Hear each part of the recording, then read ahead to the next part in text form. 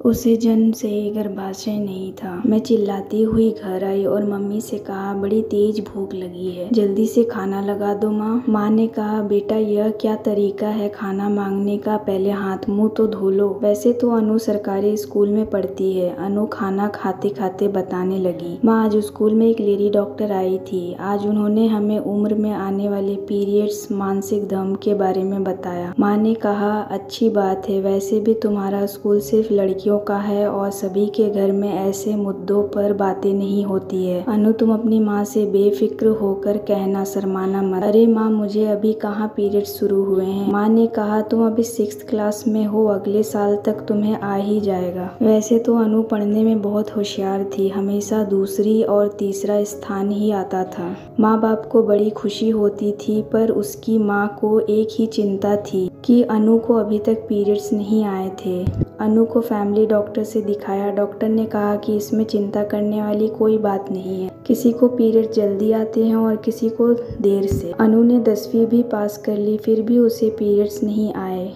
उसके माँ बाप की चिंता और बढ़ गई। उन्होंने एक गायनोकोलॉजिस्ट को दिखाया। वहाँ अनु को सोनोग्राफी हुई। रिपोर्ट में पता चला कि उसको जन्म से ही गर्भाशय नहीं है। सभी हैरान थे। डॉक्टर ने कहा, बहुत ही कम केसेस में ऐसा होता है कि लड़की को जन्म से गर्भाशय ना हो। अनु कभी माँ नहीं बन सकती। माँ बाप दिन रात सोचते रहते, अनु की शादी कैसे होगी, इससे शादी कौन करेगा। अनु डॉक्टर की पढ़ाई कर रही थी। वहाँ सुनील नाम का लड़का उसके साथ पढ़ता था। वह अनु को पसंद करता था। अनु देखने में काफी सुंदर थी। सुनील आज उसे अपने दिल की बात कहने वाला है। अचानक अनु आ जाती है। आगे क्या सोचा है, करियर पर फोकस करोगी या शादी के बारे में भी कुछ सोचा है। मैं तुम्हें पसंद करता हूँ और प्यार करता हूँ। मैं आज बहुत हिम्मत जुटाकर तुमसे कह पाया। मैंने कहा, सुनील बुरा मत मानना, लेकिन मैंने कभी इस बारे में सोचा नहीं। अगर तुम्हारी जगह कोई और भी होता तो शायद मेरा जवाब यही होता। मैं अभी फिलहाल अपने करियर के बारे में सोच रही हूँ। मैं अपने मम्मी पापा का इकलौता सहारा हूँ।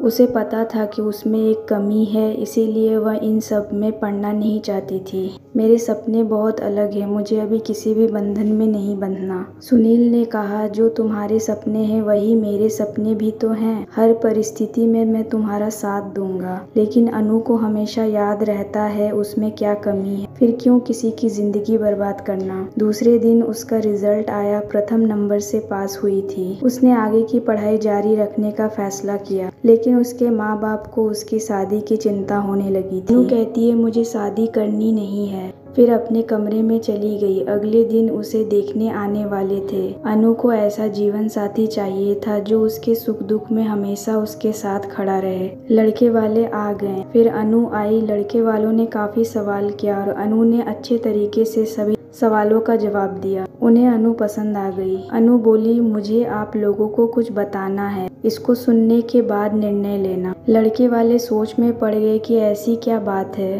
अनु ने कहा, मैं एक पढ़ी लिखी लड़की हूँ, नौकरी भी करती हूँ, घर का काम भी अच्छे से कर लेती हूँ, पर मुझ में एक कमी है, मैं कभी माँ नहीं बन सकती हूँ। लड़के की माँ बोली, मतलब तुम्हें पीरियड्स अभी तक आए ही नहीं। अनु कहती है, अगर सब कुछ जानते हुए भी आप लोगों की हाँ है तो इस शादी के लिए मैं तैयार हूँ। थोड़ी देर के लिए तो सब शांत हो गए। लड़के ने कहा, मैं तैयार हूँ तुमसे शादी करने के लिए। उसकी माँ बोलती है, तुम्हारा दिमाग तो ठिकाने पर है, तुम्हें पता भी है तुम क्या बोल रहे हो। इससे शादी करके तुम्हें कभी खुद का बच्चा नहीं होगा। लड़के ने कहा, हाँ तो क्या हुआ, शादी के बाद बच्चा गोद भी तो ले सकते हैं। कम से कम अनु ने हम सब से कुछ छुपाया तो नहीं। लड़की की माँ बोली, तेरा दिमाग खराब हो गया है, सिर्फ लड़की की सुंदरता नहीं देखी जाती, खानदान को वारिस भी तो चाहिए ना। अनु ने कहा, देखिए आप मेरे ही घर में मेरा अपमान कर रही हैं, आपको शादी नहीं करनी, कोई बात नहीं। फिर वे लोग वहाँ से चले गए। अनु अपनी पढ़ाई और करियर में व्यस्त हो गई। एक दिन अनु के पापा के दोस्त मनोज जी ने शादी की बात की। मनोज जी अपनी पत्नी और बेटे सुनील के साथ अनु के घर पहुँचे। दोनों दोस्तों ने अपने अपने परिवार का परिचय कराया। अनु सभी के लिए नाश्ता लेकर आई। फिर उसने सुनील को देखा और कहा, तुम यहाँ पर कैसे। सबने कहा, तुम दोनों एक दूसरे को पहले से ही जानते हो। चलो अच्छा है। फिर दोनों ने बताया कि हम साथ ही पढ़ाई करते थे, हम दोनों बहुत ही अच्छे दोस्त थे। सुनील की माँ ने कहा, तुम दोनों अकेले में बात कर लो,